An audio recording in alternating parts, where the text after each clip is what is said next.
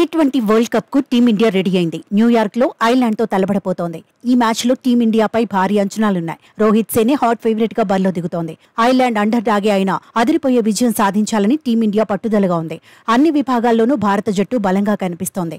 Batting, bowling లోనూ ప్రత్యర్థి కంటే చాలా మెరుగ్గా ఉంది.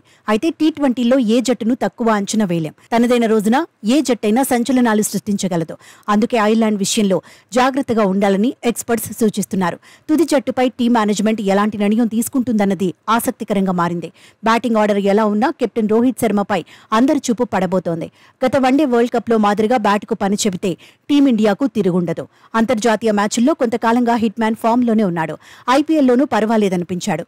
ఛాన్స్ దొరికితే చెలరేగాలని యశస్వి జైస్వాల్ కూడా పట్టుదలగా ఉన్నాడు.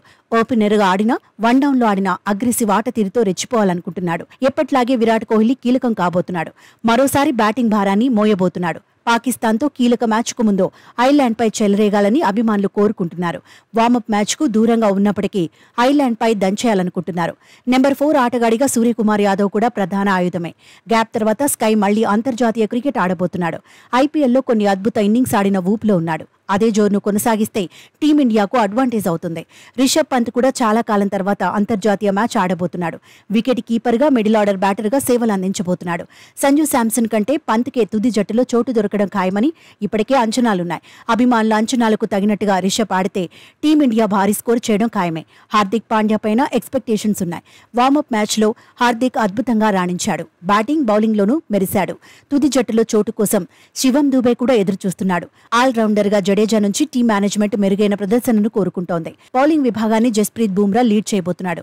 మరో పేసర్గా సిరాజ్ బరిలో దిగుతాడా లేదంటే హర్షదీప్ ఆడతాడా అనేది ఆసక్తికరంగా మారింది.